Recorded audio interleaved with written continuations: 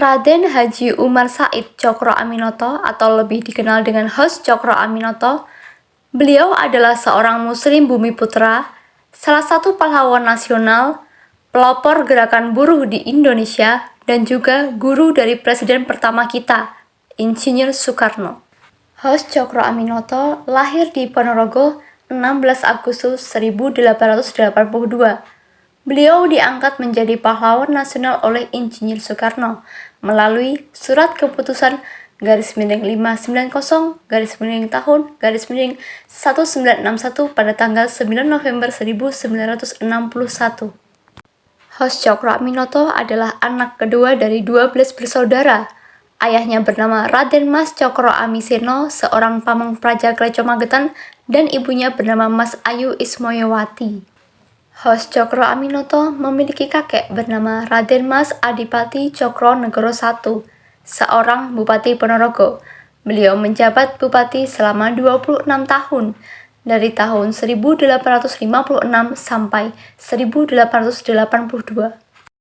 Hos Cokro Aminoto memiliki kakek buyut bernama Kiai Kasan Besari, yang merupakan kiai terkenal, guru bagi para ulama, yang mengajarkan Hos Cokro Aminoto tentang nilai hidup sebagai seorang Jawa.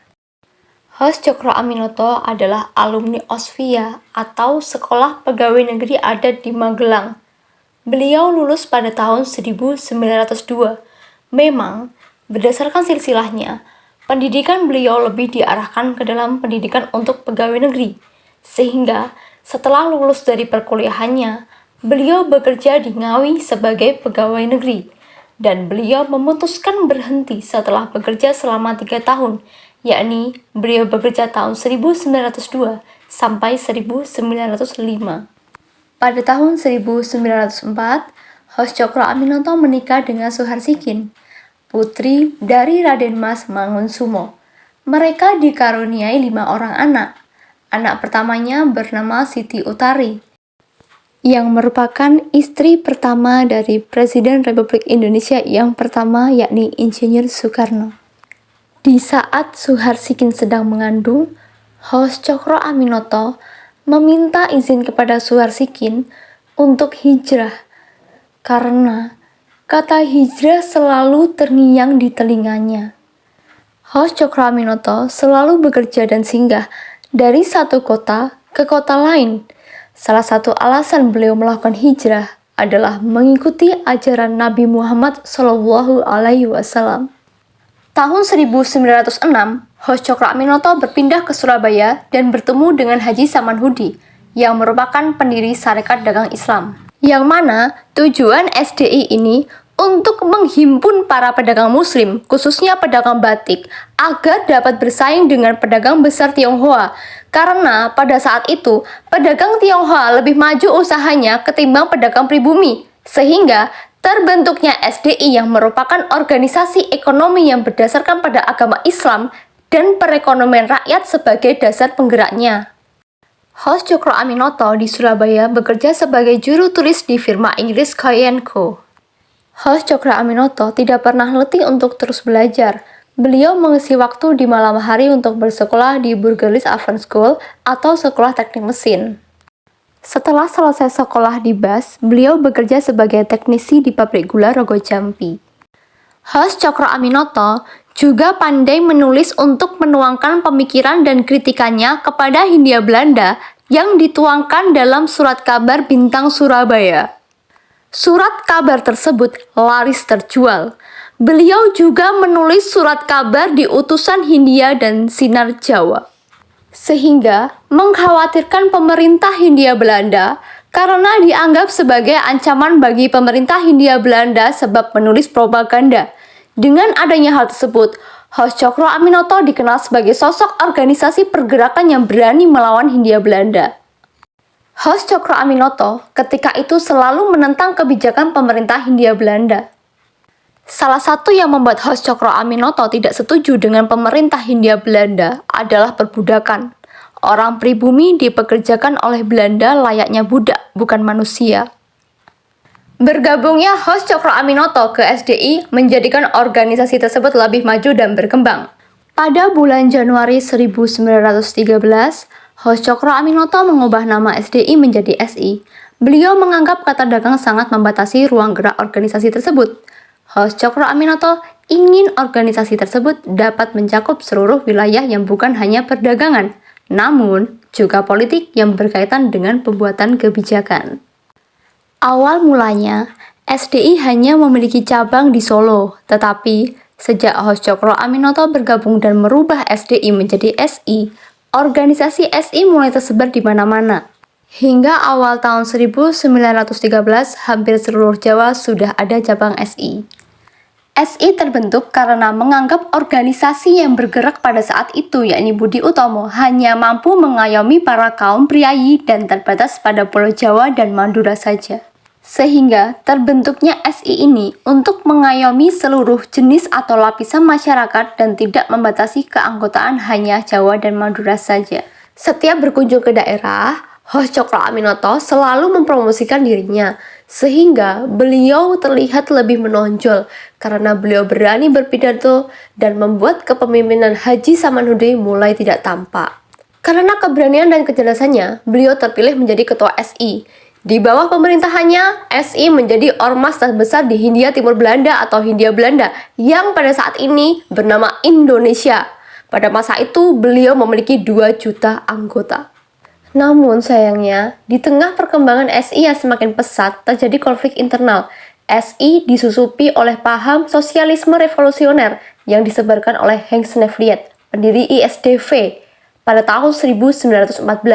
Dengan taktik infiltrasi atau blok dalam. Dengan tujuan yang sama dengan SI, yakni membela rakyat kecil dan menentang kapitalisme, namun dengan cara yang berbeda.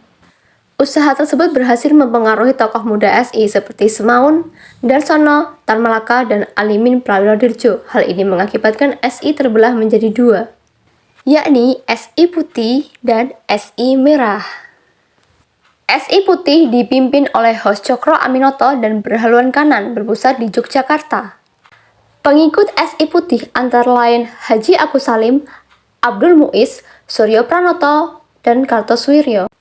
Pada tahun 1923, SI Putih berubah menjadi partai politik dan berganti nama menjadi Partai Sarekat Islam. Dan pada tahun 1929 berubah menjadi Partai Sarekat Islam Indonesia. Sedangkan SI Merah dipimpin oleh Semaun berhaluan kiri dan berpusat di Semarang. Pengikut SI Merah antara lain Muso, Alimin, dan Darsono. Pada tahun 1924, SI Merah berganti nama menjadi Sarekat Rakyat. Hos Cokro Aminoto adalah orang Jawa pertama yang masuk sebagai anggota Volksraad. Meskipun menjadi anggota parlemen bentukan kolonial, Hos Cokro Aminoto kerap bersuara keras demi memperjuangkan kepentingan Bumi Putra. Hos Cokro Aminoto adalah sosok yang sangat cerdas sehingga rumahnya sempat dijadikan kos-kosan untuk menimba ilmu bagi murid-muridnya seperti Soekarno, Semaun, Alimin, Muso, dan Kartosuwiryo. Rumah tersebut digunakan untuk bertanya dan berdiskusi. Haji Agus Salim, Menteri Luar Negeri pertama Indonesia, juga menimba ilmu kepada Hos Cokro Aminoto. Hos Cokro Aminoto mengatakan pada Soekarno bahwa rumah tersebut adalah rumah untuk saling bertanya dan berbagi pertanyaan. Hos Cokro Aminoto juga berpesan kepada murid-muridnya, jika ingin menjadi pemimpin yang besar, menulislah seperti wartawan dan bicaralah seperti orator. Perkataan Hos Cokro Aminoto tersebut selalu diingat dan ditirukan oleh Soekarno. Hos Cokro Aminoto memiliki trilogi termasyhur, yakni Setinggi-tinggi Ilmu, Sepintar-pintar Siasat, dan Semurni-murni Tauhid. Hos Cokro Aminoto dianggap guru yang patut diteladani. Ajaran dan didikannya terhadap muridnya melahirkan beberapa tokoh nasional atau dapat dikatakan sebagai guru 3 ideologi. Murid Hos Cokro Aminoto antara lain Insinyur Soekarno, berhaluan nasionalis, adalah tokoh proklamator dan nasionalis yang menjabat sebagai Presiden pertama Negara Kesatuan Republik Indonesia. Muso, berhaluan sosialis komunis, merupakan pelopor pemberontakan PKI di Madiun. Kartosuwiryo, berhaluan agamis, yang menginginkan terbentuknya Negara Islam Indonesia, menjadi dalang dari gerakan DITII. Hingga saat itu, Hos Cokro Aminoto dikenal sebagai kesatria penyingit oleh para pribumi karena beliau melakukan kebaikan bagi banyak orang. Selain itu, Belanda menjuluki Hos Cokro Aminoto sebagai Raja Jawa tanpa mahkota. Pada tahun 1921, Hos Cokro Aminoto sempat ditangkap oleh Belanda. Selama 6 bulan, beliau tinggal di balik jeruji besi. Kemudian, karena tidak terbukti bersalah, beliau dibebaskan pada tahun 1922. Setelah bebas, Hos Cokro Aminoto mendirikan markas di Kedung Jati di tahun 1922. Di tahun yang sama, beliau juga mendirikan Pembangunan Persatuan. Pada bulan September tahun 1922, Hos Cokro Aminoto mulai menulis dan menerbitkan sebuah artikel berjudul Islam dan Sosialisme. Beliau menulis artikel di Suara Bumi Putra. Artikel tersebut berisi Islam lebih sosialis, memandang manusia lain sebagai saudara. Sistem kemasyarakatan yang sosial religius, susunan pemerintahan demokrasi, menanggulangi paham sosialisme yang diusung kaum ateis dan komunis di Indonesia, dan di bawah negara sosialis, rakyat punya suara langsung di dalam masalah negara, tidak dibatasi sistem perwakilan. Pada tahun 1934, kondisi kesehatan Hos Cokro Aminoto mulai menurun. Beliau jatuh sakit setelah mengikuti Kongres SI di Banjarmasin. Hingga pada akhirnya, Hos Cokro Aminoto menghembuskan nafas terakhirnya pada tanggal 17 Desember 1934 di Yogyakarta. Hos Cokro Aminoto dimakamkan di Taman Makam Pahlawan atau TMP, Pekuncen, Yogyakarta, Indonesia. Sampai pada wafatnya, beliau tidak sempat merasakan kemerdekaan Indonesia, tetapi beliau sangat berjasa dalam perjuangan untuk kemerdekaan bangsa. Pelopor pergerakan nasional dan guru dari Presiden pertama Republik Indonesia, Insinyur Soekarno. Organisasi yang dipimpin oleh Hos Cokro Aminoto, yakni Sarekat Islam, memiliki peran yang sangat penting dalam sejarah perjuangan kemerdekaan Indonesia.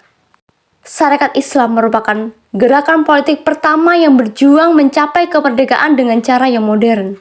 Sarekat Islam berjuang melewati berbagai zaman dalam mengisi kemerdekaan.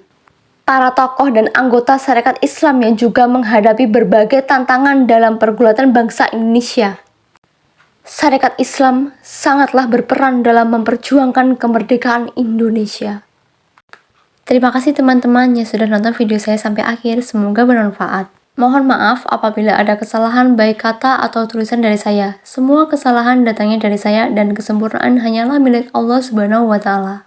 Jangan lupa like, share, subscribe, dan nyalakan loncengnya ya.